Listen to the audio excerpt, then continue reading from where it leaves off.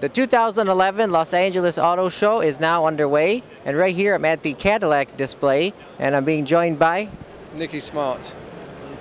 I'm a design manager at the Advanced Design Studio here in California, in Los Angeles. All right. So could you start off by telling me more about the new Cadillac Ciel? Yeah, certainly. The Ciel, the story of the vehicle is really an exploration into a flagship vehicle for Cadillac. And this vehicle in particular focuses on the notion of the journey. And in this case, the journey for 4 people. What type of environment would you really need to enjoy a journey for yourself and friends, a weekend trip? In the case of this car, we focused on the idea of a trip from Los Angeles to Monterey for the Pebble Beach Concourse. And that's an event that most of us attend and have done for many years, and we felt it was a really fitting environment. The idea of traveling up the Pacific Coast Highway, as I say, 2 couples, that's the kind of environment and the storyline behind the car. And that's really what we've tried to capture with this vehicle. Now, I understand it was designed right here in Southern California? Yes, the vehicle was designed in North Hollywood. That's where our studio is based, and actually built in Los Angeles as well. So we're able to spend the entire project duration here researching and executing the design of the car in the environment it was intended for. So how would you say that this convertible is different from, let's say, other convertibles by other automakers? Well, I don't think we've really seen a convertible that concentrates on true 4 seats. We've seen lots of 2+2 convertibles that are variations of a coupe, if you like. This vehicle focuses on relying heavily on that package and really giving sufficient room for the second row of occupants, which is normally what's heavily compromised. And that's really what has driven the arrangement of the doors as well. So we've got independent rear access doors. French doors, if you like, so that you can get in and out of the car without bothering the front row, again, which is something we haven't seen in vehicles for many decades. So the real story behind the car is those 4 seats to 4 occupants, and the entire architecture of the vehicle focuses around them. Can you talk about the engine and the horsepower?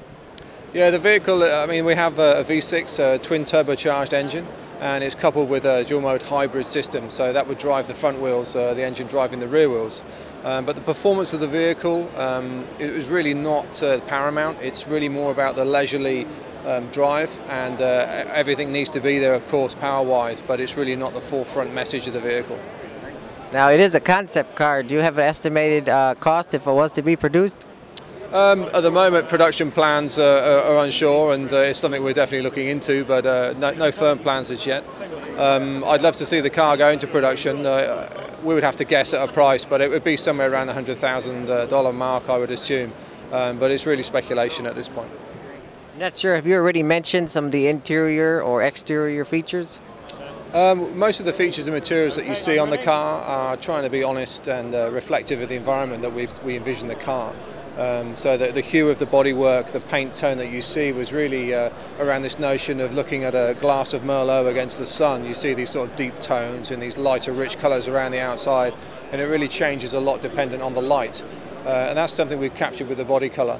On the interior of the car and in the finishes as well, we're using olive wood, natural leathers. The olive wood is really interesting, actually. An olive tree is worth more alive producing olives than it is as a product for other wood uses. So you don't come across olive trees very often, and we were very fortunate to come across one that had fallen, over 300 years old, and all the wood on the interior of the vehicle you actually see is solid machined parts. It's not a laminate, which is what you'd normally see. So that was a really enjoyable process to go through, and it helped to really control a 3-dimensional feel on the interior of the car wherever we use the wood.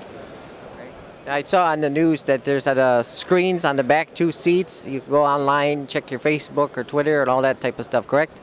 Yeah, absolutely. The communications between the 4 occupants in the car was really important. This wasn't meant to be a driver-focused car where the driver had sole control and responsibility. Each occupant has their own area. They can control the AC individually. They have unique functions based on where they're sat in the car. But there's also a great deal of communication. So somebody sat in the rear of the car, for instance, could be researching where their next stop might be, where they might stop for a meal, and then pass that information across to the driver so that they can focus on which turns to take and whatnot. And really this sort of back and forth between the occupants, very social environment, that's really what we're trying to capture. Is there extra cost, like to use those internet features, you know, to go along with the car? Well, the beauty is we have an OnStar system here, and for us, we're showing a concept car that is obviously projecting into the future, and our vision as a concept is to integrate that wonderful OnStar asset that we have to provide communications to the outside world. So we feel we're very well positioned to offer this kind of idea. All right. Any other comments before we wrap it up? Just that really the car is trying to capture the essence of Cadillac, and we feel that we've done a successful job of that, and hopefully we'll see this car on the road. We'll see. Very good. Thanks so much. Thanks for joining me today.